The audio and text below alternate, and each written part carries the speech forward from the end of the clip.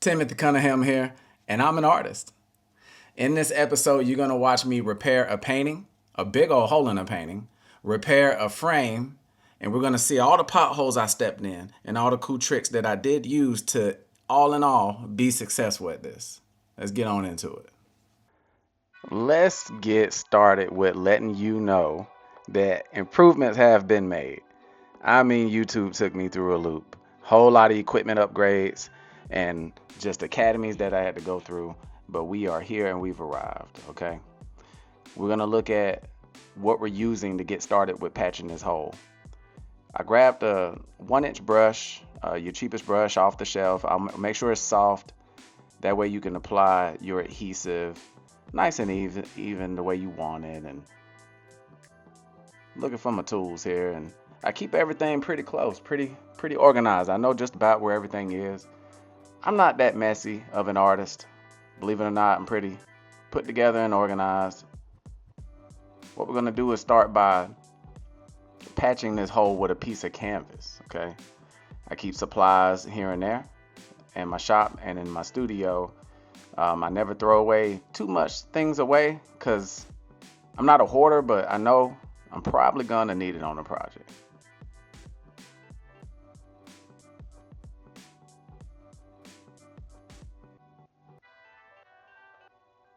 Getting back to the canvas, I want to cut a piece that's gonna fit right across that hole with a few inches on each side all the way around so we can get some adhesion.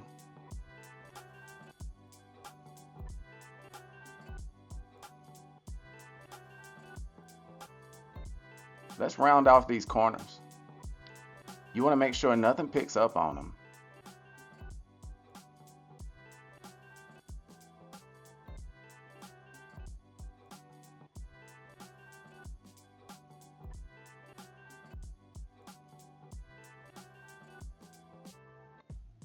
Test fit this baby. Get it ready. Make sure I'm using the gessoed side to glue down. I like to wet the surface first to make sure, just like when you lay concrete, I am not sure if this is the right way. I have not contacted Mod Podge to verify that this technique is the right way to do it, although it did work for me. Just like when you lay concrete on a porous surface, this canvas is extremely porous. So I wanted to give it a little wetness to make sure that the Mod Podge did access each pore and everything to get a good grip.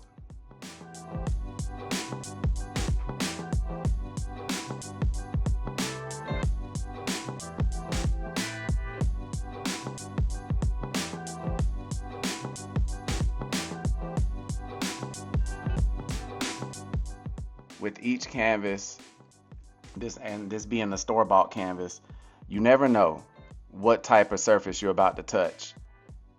I've dealt with canvases that feel almost like vinyl. You know, I'm not sure every time what this canvas is gonna feel like, so I start off with a generous amount. If it didn't feel right to me, I would just scrape it off, wipe it off, and I'd redo it with a different type of adhesive.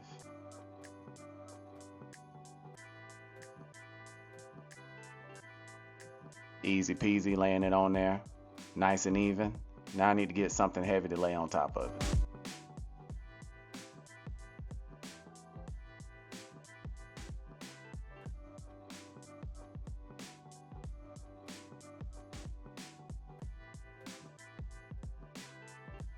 And speaking of something heavy, nothing beats going through your wife's office supplies and finding some of her biggest, heaviest books. So for the frame, this is the stuff that you want to use to fill your gaps and your discrepancies and all that. But the weird thing about this stuff, you gotta keep it upside down. I messed that up before. So in my shed, I used to keep this stuff like this because the lid is on top. But nah, you gotta keep this stuff upside down. That's the reason the label is put on here upside down, and the instructions also say so. But of course, the first time I didn't use instructions, I used destructions because I'm a man. Using anything that you can find as a flat surface I grabbed one of my pieces of French cleat that I used to build my easel wall. I keep a stack of those laying around the studio. Well, I mean, I keep a stack of any kind of scrap wood. And here we go. It did the job. It kept the wood putty all in place as I applied it and then as it dried. And as you can see, I messed with this stuff way too long. It is quick setting. It does not play. It air dries very quickly. So it gave me some trouble, although I did 2 or 3 coats and it filled in nice and solid. Let's go ahead and remove this piece and see how it went.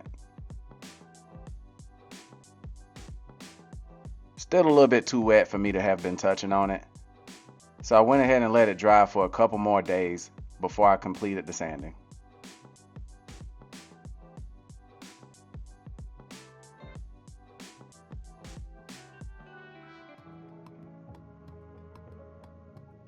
Coming back to this heavy piece of weight, let's go ahead and see how this patch adhered to the back of the canvas. And it did the trick. Still a little wet. I shouldn't have been touching it there, but it did. Out in the shed, and I need a piece of Welcome to the Workshop. See, that's one of my masterpieces. I love that one. So that one was purchased a few years ago at my show, and they want some work done on the frame. They are loyal supporters and clients of mine, and it is on the house, whatever she needs done. But I also need sandpaper. I need a sheet. I don't want that stuff. That ain't. I'm gonna bring it. So give me a sheet of that. Give me some of this rough stuff. Yeah, I think. Yeah. So I got some of my rough paper, got some smooth paper, and we're gonna fix that frame that we were working on yesterday. Get back to fixing that. And we're gonna get this going with these frames today. Yeah, I like to take this wagon and load it with my stuff when I go paint live. Yesterday I had to do a live painting for it's crazy, for a psycho. They didn't psychoanalyze me all the way. It was for a behavioral health conference. The room full of doctors and therapists watching me paint live while I'm getting questioned by a therapist about all types of stuff. My military experience, just growing up. You know how a therapist talks. So it could be the simplest question that they ask you that'll make you just go into like deep thought or long stories. Put all this stuff back from painting live, and now I'm back that quick. So the canvas patch, it worked. It worked. Look at the hole. Look what happened. Look at that hole there. That is a major hole, right? That's the hole that they put in it while they were moving. Okay.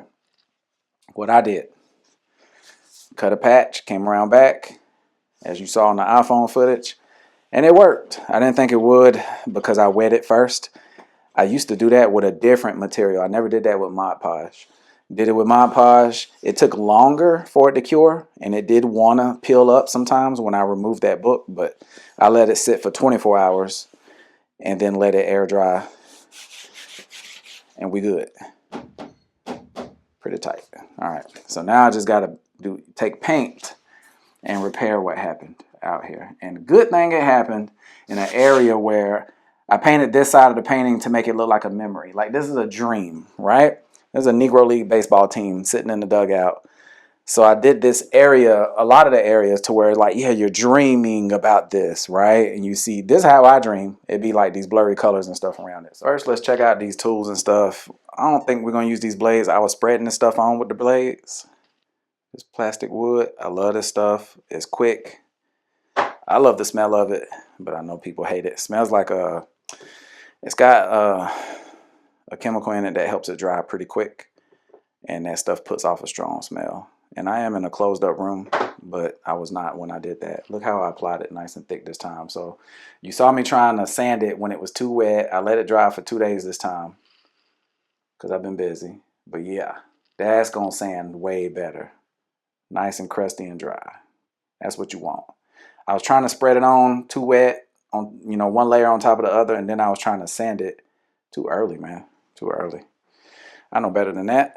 I got some sanding blocks that I put my sandpaper on. I got the one that actually sands. I'll put paper on top of this anyway. I don't care. You can use anything as a block.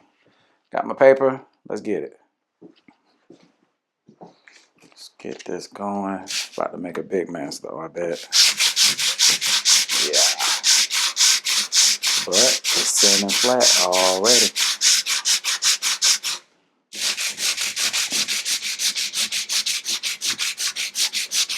You can see all the previous imperfections that I had going on with this frame.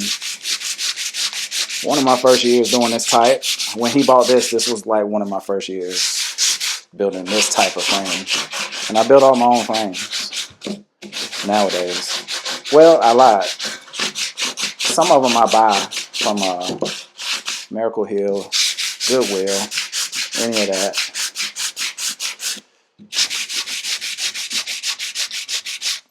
And I need a more aggressive. I need to go more aggressive. This is going to take forever like this. Yeah. Let me go more aggressive. Let me switch over to this red one. I'm going to put it right on here.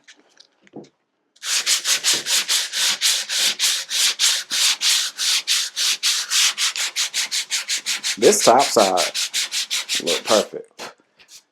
Yeah, I'm going to let that. This top side is doing its thing. I'm going to dress that other side on its own. Yeah, that's perfect. Yeah. Now this one, I think I'm going to flip it over. Because going down like that is getting on my nerves.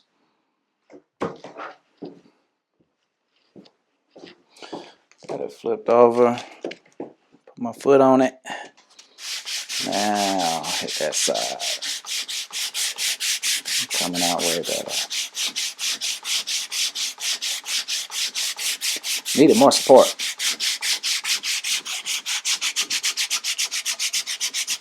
So I ain't trying to get this like perfect. And he don't even know I'm fixing this spot. He knows I'm fixing the hole in the canvas. But I just noticed his frame had a big old chip in it. So I'm going to sand. I patched it up with wood putty. I'm going to sand this down. And I'm going to repaint the whole frame. Because I don't have this color no more. But I got a color that's a little bit darker than this that I know he'd like as well. He likes a lot of contrast. In his new house he bought. This is working out perfect. I need to get that level right here though.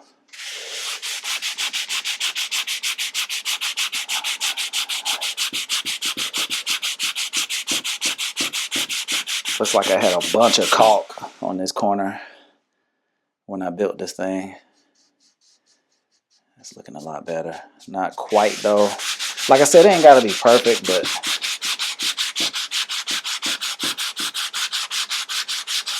he gonna be blown away anyway. That I'm gonna have to show him that I got rid of that anyway. That's not something he gonna be looking for. He gonna be looking at that canvas to see if the big old hole came out cool. And I know he's wanting his painting back too. I'll have this done today. But I got two paintings from them. The one that's out in the shed. The one that's out in the shop, that's the wifey. That's his wife. That's her piece. And then this one is his. And he said he bought this piece because it gives him a direct representation of Black Boy Joy. And I'll show you more about this piece, and I'll tell you more about this piece when I put it all back together.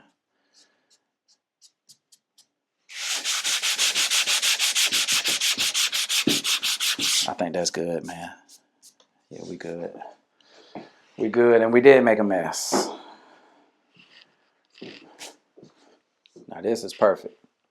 Nice and smooth. Like, I know you can see all the marks and stuff, but that's smooth to the touch. Like super smooth to the touch. And those are the marks that actually got shaved down. You can't feel those no more. But yeah, man, we in action. It's time to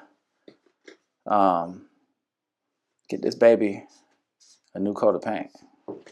Some space. I'm gonna lay it flat so I can hit all the sides. All right. Get this bad boy up here.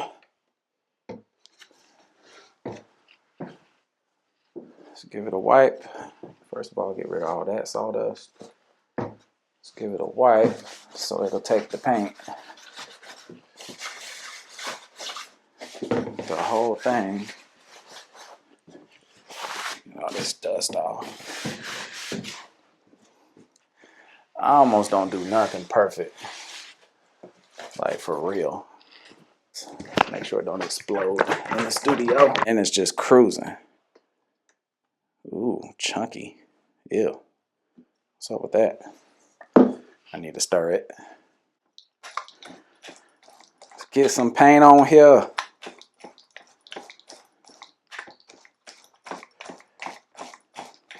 It's almost the same color. Not quite. I don't think he'll mind. Let's see. Let's let you be the judge. Yeah, it's darker. It's darker. But it's going to give it a clean look.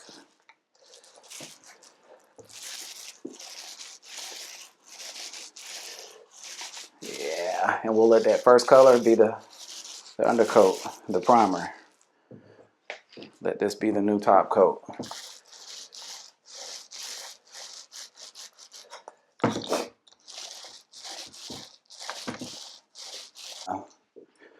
I'm gonna have to get those meta glasses.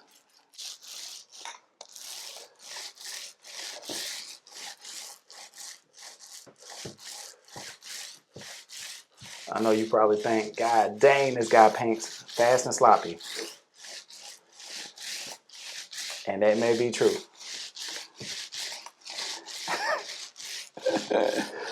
But painting something like this is stuff I hate. Painting on wood or staining my deck, painting my house, like a room in the house or something like that, I don't hate it, but that ain't what I want to paint. I'd rather paint my pants. Smooth it all out. How we doing frames around here? Nice and clean. Now that quick painting that I was doing, I'm gonna show you this when it's nice and dry. But yeah, it's smooth. It's smooth. We ain't got nothing to worry about with this thick and chunky paint. No, good and well I should have stirred it with my drill. I need to get a new mixer for my drill. Whoa, that ain't smooth, is it? Look at that line. I need to fix that line for sure. That's a drip line. It runs all the way across. Yeah. Let's fix that for sure. Clean this brush. Look at that. Chunks all in here. Get this drip line.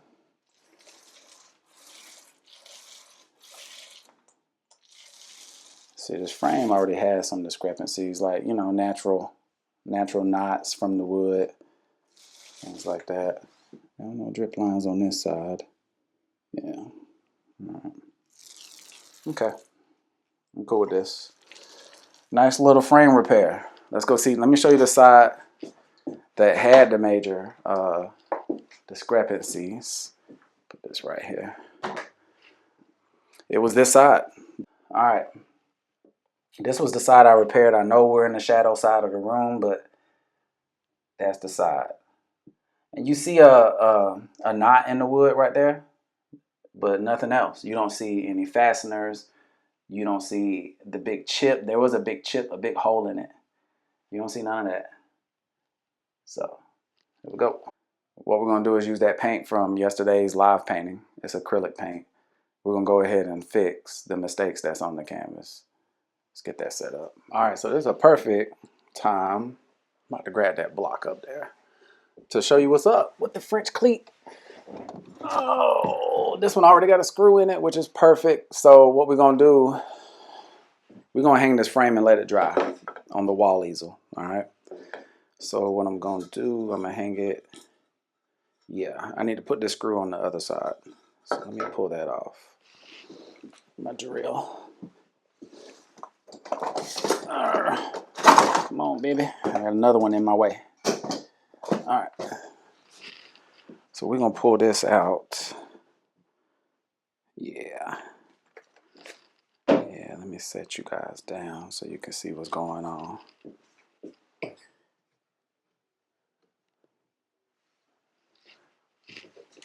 Pull this out.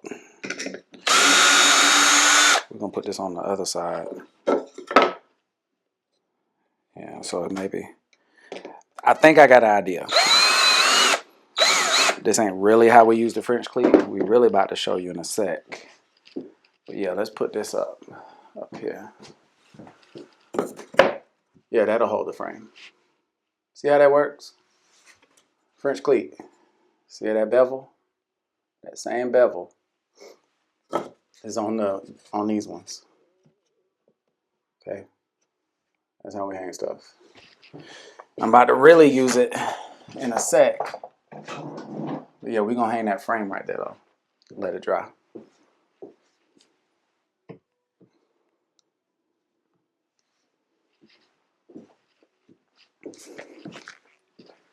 In a sec though, I'm gonna use that drill to really put one of those wood blocks on the back of the Black Spinners painting. That's the name of that ball team, the Greenville Black Spinners. That way, all right, let's grab this thing. See how I want to grab it. I want this thing to fall.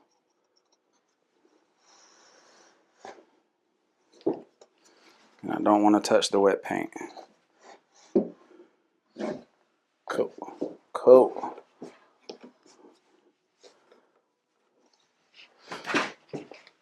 Perfect. We're going to let that hang up here and dry. One screw ought to be enough. Yes. I want it to hang flat. Right about there. Yeah, good enough. That can dry all day. Now we can put stuff back where it goes. That table actually goes over here. Well, let's go ahead and let's get this wiped off. Because what we're about to do is lay that canvas flat right here. This table, man, I found it on the side of the road. Actually, in the neighborhood. It didn't have this epoxy top. Had a bunch of rat poop on it. But it was built so nice. When I drove by it, I had my son jump out the car. I was like, hey man, check out that table. Is it sturdy? Do the wheels work? Whatever. He jumped out, checked it out, and it was solid. I said, can you roll it home? Because it can't fit in my car. You'll see what I drive. A little Scion Xbox. Scion XB 2005. That's my art car, my work car. And so he pushed it home. We oiled up the wheels. We repainted it, cleaned it. The top was so disgusting with rat poop and some kind of oily stuff on top. Sanded it down, stained it the top, and then coated it with epoxy. So that's my workbench. Might as well just use the one that I found right here. I got them laying everywhere around here. I try to keep them in one spot. With this being a completed masterpiece already, I'm trying to be careful with the painting. Of course, I can fix it, but who wants to make a mark on the painting and have to fix it? I don't screw them in all the way. Ain't no need. That'll clear. I don't want to punch through the front of the painting, but also this will clear the back. Well, it might not. Watch. I bet it won't. All right. Let's get this bad boy up on the wall, and let's see if those are sticking out too much, because that might touch the wall and make it tilt. I want it right about here. There we go. Boom. Boom. Let me show you how that works again. Okay. French cleat back there. And I can't really see it. Let me get a better shot. I'll get another block and show you. Get another block out of here. French cleat. Look at that. These are leftovers from me doing this wall. That French cleat slides behind that one, and boom. Tight fit. Tight fit. Can barely pull on it. Yeah. Put this one back where I know I can find it later. All right. Time to repair this bad boy.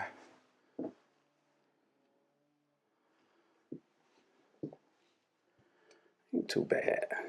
I'll be able to fix that nice and. But you can see the white canvas that I patched onto the back with Mod Podge.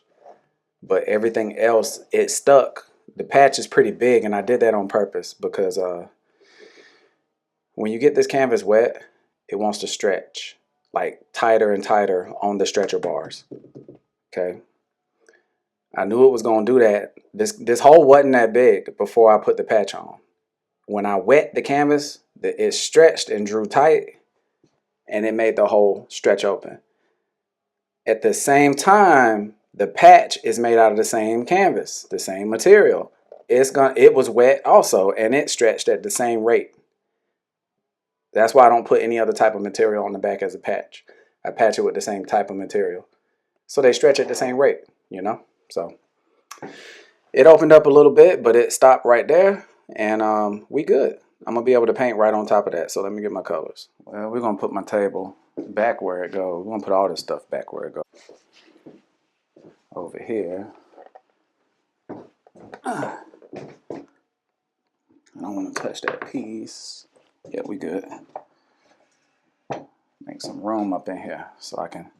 And this table don't even go here. This table goes up under the TV. There we go. You are now looking at the complete studio. This is usually how it would look on a hard day's work. You got her office. I built this for her 2 years ago, 3 years ago. And we remodeled this whole studio. Give you a quick little tour, but I'll do a whole episode on how we remodeled it. But it was a bedroom, I guess, for the previous owner of this house. And I came in here and pulled the carpet. I was using the carpet as a floor for the studio, but I pulled the carpet down to the base floor. This is just the subfloor. This is just plywood. Painted it white about 5 times because I had a bunch of white paint out in the shed, in the shop. And all of the ideas I got was from Andrew Tischler, like I said. He did his studio like this, and I said, you know what? Let me do mine like that, and if I don't like it, I can add and take away from it. And I like it so far. You know, you got your dark color walls. I picked out a slate color, a dark blue, slate, gray color walls. That way, all that white and bright, harsh light that I was getting is no more. I added these lights, but I need more help with my lighting, so I need to add some box lights up there. I don't know if that's what you call them. I don't know. You know what I mean. Instead of umbrella light, box light, I want to add some of those up there, especially for my videos, but also for painting. As I paint, these lights do about 2 or 3 colors. That's your golden color. That's the daylight color. That's the one I really like. Printing area, electronics area. Marissa's awards. She's a model. So that's part of one of her shoots that she did with a bunch of team members. Stuff like that. We got some artwork from the kiddos. And this, not studio, but office that she had me do for her, she has gotten a tremendous amount done. That was a closet. I took the doors off. Took the, the closet system out, the wire rack system, and gutted the whole thing and redid that for her too. That's me over here. So this is my office. Gotta have a TV in here. We have a lot of meetings, a lot of spreadsheets we go over for my foundation, for her wellness businesses. And everything. Anytime we have a meeting, we pull it all up on the TV. Right now, I got La Jolla, California, I think. No, no, no, no, no. Laguna. I think that's Laguna, and that might be the whole Orange County that's showing. But that's our second home. We spent over 10 years living out there. So, but yeah, this is just a bunch of junk that I need to go through. Not really proud to show you all that. Just a bunch of studio stuff. And I need new equipment. So you'll be seeing me upgrade. That Chromebook is played out. It's time for a Mac. My tablet is a champ. But yeah, it's time to improve. And here's the easel wall. So this is where I do all my magical work. All my work. That's a little table you just saw me working on. And I love this area. This is where I wreck my brain over paintings or where I'm having a blast on paintings. But this is where I sit, I pull up my chair, I pull up a stool, or I stand and I do my work. That's my little table I keep beside me. You about to see a whole lot of that. Hours and hours of just putting these pieces together, especially with the showcase coming up in April. So these are all just the leftover paint from yesterday's live painting. I'll go with a 1/2-inch brush on this one. Yeah. See what I'm doing. Yeah. All right. So we're gonna come in here. This is a dreamy area anyway. I wanted it real messy and dreamy. All right. So instead of pixelated, I made it almost like pixelated, but blurry pixels. So we're gonna go ahead with first we're gonna go with some dark. So I'm gonna go with some burnt umber and some burnt sienna. Okay, with a drop of crimson. All right. So we're gonna come in like that first. Not too heavy with the paint. First, I just want to fill in the patchwork. Yeah. Fill in the patchwork. And now I can cake it in a little bit. Okay. So we're gonna give the impression of that color out here a little bit, out here a little bit, you know. We gotta sell that off as though this color already was in here. Okay. Not too shabby, right? Already covering the patch. Cake it in there a little bit, cake it in. All right. We're gonna clean that color off. We want a clean dry brush when we come back in. You will still see ripped canvas, okay? Unless, I'm assuming there's mediums. I don't know. You tell me. I'm assuming there's mediums where I could have filled that in. Not like caulk, but you know what I mean. Not like quite like a caulking tube, but I'm sure there's a medium that'll fill that in, but I'm not gonna go do that. All right, while that's wet, I wanna layer on top, wet on wet. I'm gonna go with some straight up orange as a primary, okay? Gonna lay some orange on there. I like that. That's cool. That's cool. Let it blend. Let it get dirty with the other colors. Okay. Let me tone this down too. That's too much paint. We're gonna go like that.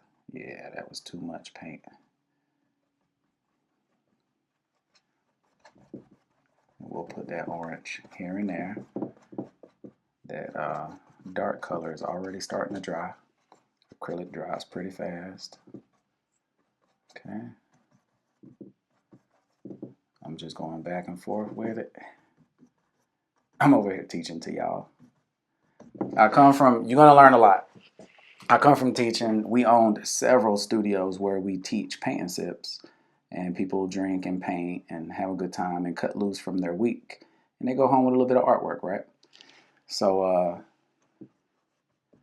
I'm over here. I'm used to teaching those classes. So without cleaning this brush, I'm gonna go ahead with a little bit of phthalo blue on top of that orange, right? Not too much phthalo blue because phthalo blue is, whew, especially when you add a little white to it, goes crazy. All right. I don't like that white spot. Okay. Yeah, that phthalo blue can do some crazy stuff, so you gotta be careful with it. But yeah, I'm used to teaching you how to get through the painting. So I'm over here walking you through the brush strokes and all that. I thought that was funny. All right, so I got that. We're gonna tone that phthalo blue down here with some yellow ochre. Okay, and this is all leftover paint from yesterday. I painted a beach painting. It was Folly Beach, South Carolina.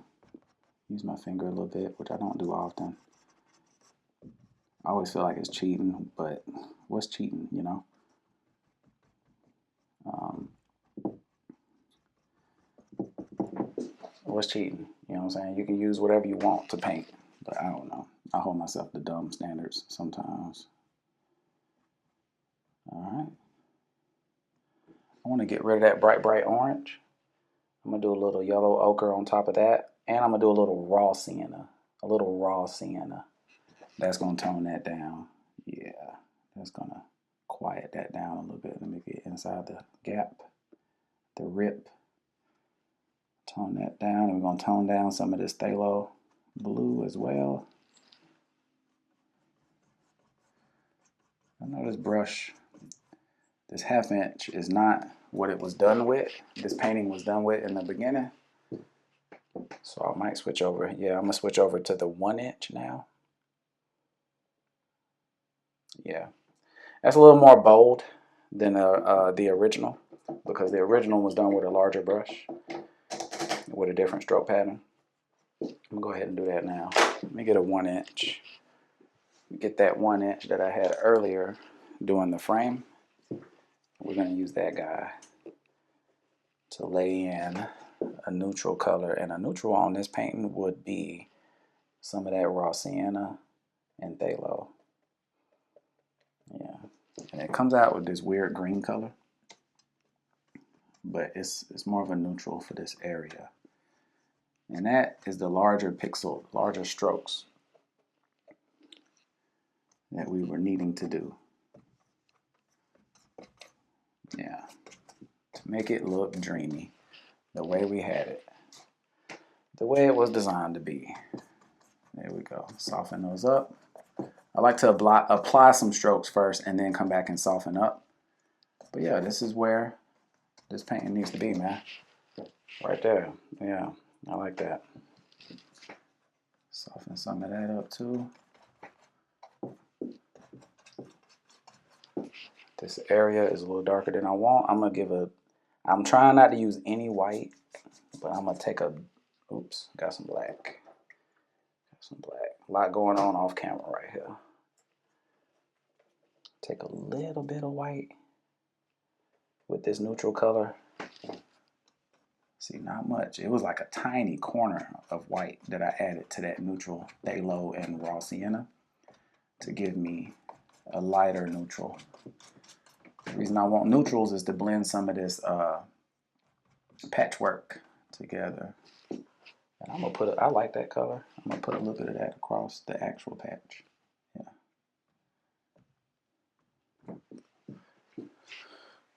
There we go. I know I can still see the rip. I did not promise that you can't see the rip no more. Is there anything I can do about that? Let me see. Is there anything I can do about that? Let's load the rip. Put a little bit of paint. Raw sienna. And let's take some of that lighter neutral, which was raw sienna. I'm over here mixing on the palette, and then some phthalo. And that was our neutral, right? Which is like a beautiful teal. Yeah. And that gives us our pixels that we had.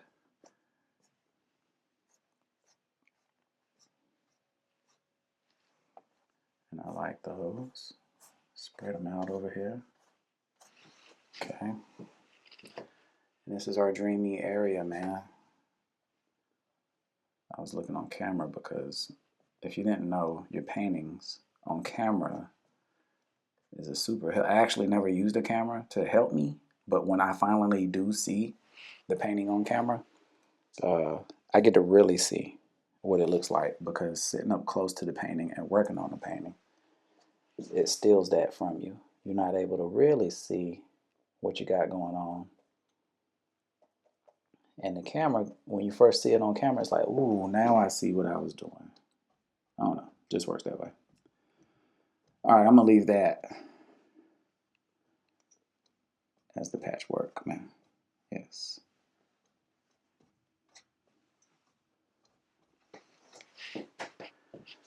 Typically, I call in the judge, and the judge is Marissa. And she started with being nice with my artwork, and she wasn't much help as a judge, and now she's heartless. No, I'm just playing. Now she gets it. You know, she's not gonna hurt my feelings. Please just don't let me put a crappy product out there by saying, you know, it looks good. She tells me the truth now, which is a huge help. Been that way for years now. All right, step back. There we go. Can't really see the hole in it no more, can you?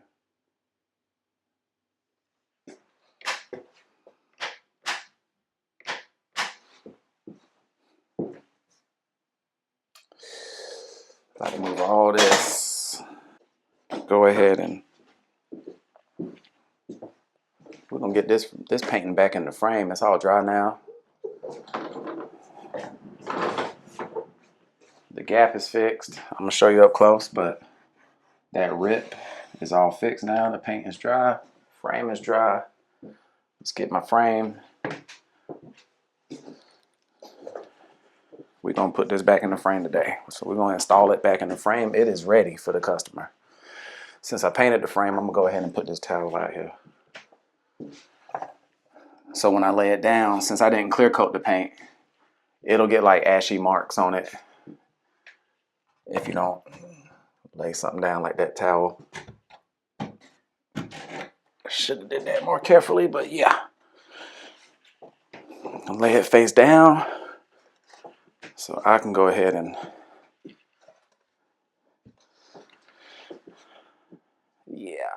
then I'm gonna lay my painting in there, and then I'll pinch up on the painting while I sink my fasteners. First, let's check out how I pick out a fastener.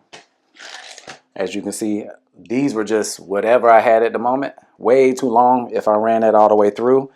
This is the same thickness as the stretcher bar on the back of the canvas. If I ran that fastener all the way through, it will go through this, the shelf that I build in my frames, and it will go through the canvas. So, nah. I sold this piece this way. Probably was in a rush getting that inaugural show going. But we're going to pick out some fasteners. Looks like 1, 2, 3, 4, 5, 6 of them that are just long enough. See what I mean? Just long enough to where it'll go through. Yeah, that's way too long. So this will, trying to get it where I can show you. This won't go quite all the way through. It'll go just enough through, both of them. Yeah, and it'll catch before it goes all the way through. So that's how I like to check it out. Yeah, so let's get these out first. I'll be good with 4 of them. I don't typically do 6. Just in case the painting warps more than if they put this like in a bathroom or over the fireplace, it'll start to warp and move. And the canvas won't move as much as the frame. The frame will warp like crazy. All right, I got 6 of them. First, we're going to take this off. We're going to take the one that I put on the back of the canvas. Take that off real quick. Remember this one? Yeah. I keep these ones. These ones are the scraps from me building the easel wall. So I keep them to hang the actual paintings. We're going to go ahead and install this bad boy, but let's make sure we got it right side up in the frame. Nope, that's upside down. Yeah, let's make sure we got it right side up. You know, I got these hanging hooks. I installed these hanging hooks on the back of the frame so the customer could hang it. And I'm going from the whole wrong side. Let me go from under. Tripping. Go from under. Boom. All right. I don't like this setup neither. I need to be able to get my gaps even on the front. Let me show you what I mean. I never do it like this. I'm tripping. Let me get my screw started like this and I'll flip it over and show you what I mean. I have to reach under and get these in. Now, I can tighten these screws up and even this bad boy out. You know what I'm saying? This gap around the edge. Let me get that gap even. Even enough. I used to shim it with cardboard and all of that, but I found it easier to eyeball it because that's what the customer gonna do. They look at sight lines. And getting it even is almost impossible, but like with shims, because the frame ain't even. All right. So we got our gap pretty even all the way down. You know what I mean? Yeah. All right. So from the back side, I'll start screwing from the back side.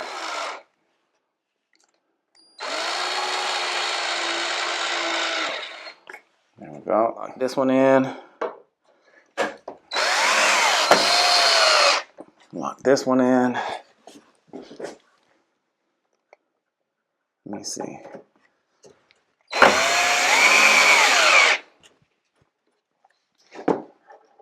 This one. I don't even have to hold on to it, onto the canvas no more. The rest of them are pulling down on it. Get this one, last one. Oh, that hurts my ribs. Yeah. All right. Look at that.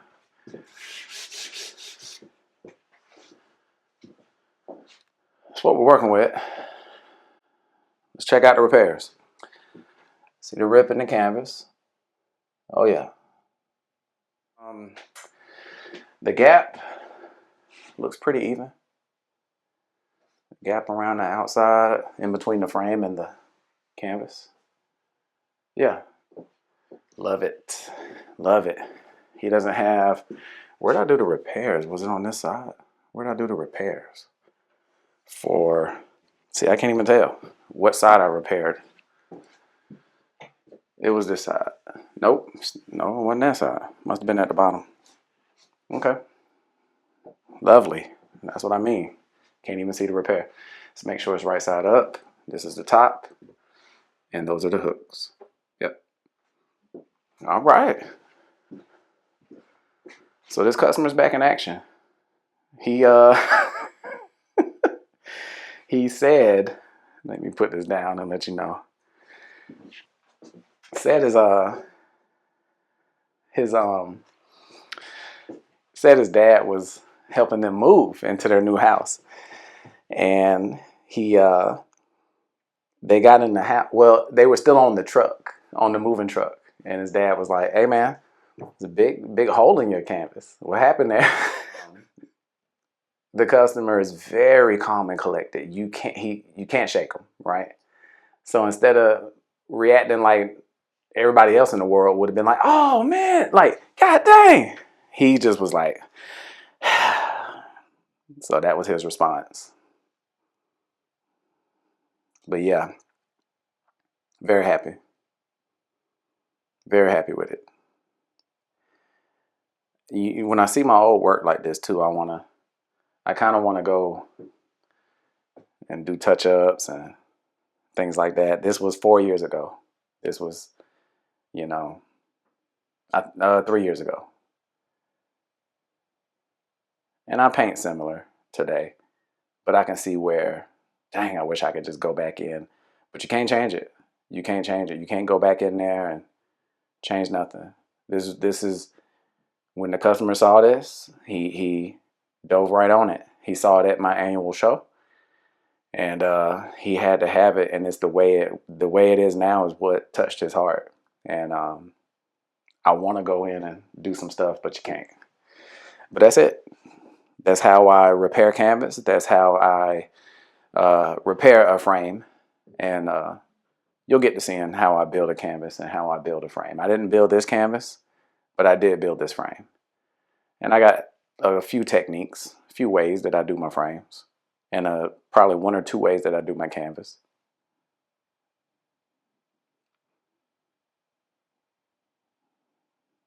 Perfect.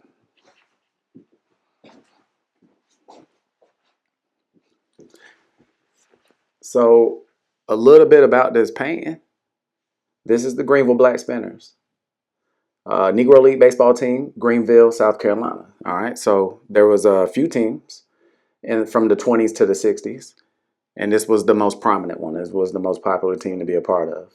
A lot of these guys went off to play pro, to play at HBCUs, to play at other universities, and when they finished playing pro, would still come back and play for the Spinners. So this is the Black Spinners. I chose a dugout scene. So this is them in the dugout. And, you know, when I chose to do this piece, I was like, I could do them playing ball out in the outfield, infield, whatever, swinging the bat. But I wanted to take a different approach.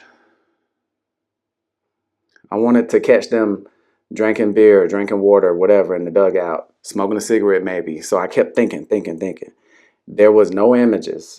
This team wasn't put in the newspapers. It wasn't on, nothing like that. So there's really no images of the team that much. There's some team roster pictures, but this is all from oral history. I had to go sit with actual people who played for the team that are still living today. The guy in the middle, his name is Frank White. He's the last living member that played for the Greenville Black Spinners. I went and sat with him. And as you can see in the photo right here, him and I sat together and just we chopped it up about just Greenville, period, about his days, his years living in Greenville. He never lived nowhere else. Of course, he traveled, but he never lived nowhere else but downtown Greenville. And so I had to hear all the stories of the restaurants, the jazz clubs, baseball teams. He was a brick mason. He laid brick. He built a lot of properties all around here. And it was an awesome experience to sit with him and get the oral history. He still looks like that today. He still smiles a lot today. And it was beautiful, man. And I wanted to capture this essence. I think I did good. I know the customer loves it. Touched his heart as soon as he seen it. He had to have it. So that's the painting. There you go. Next.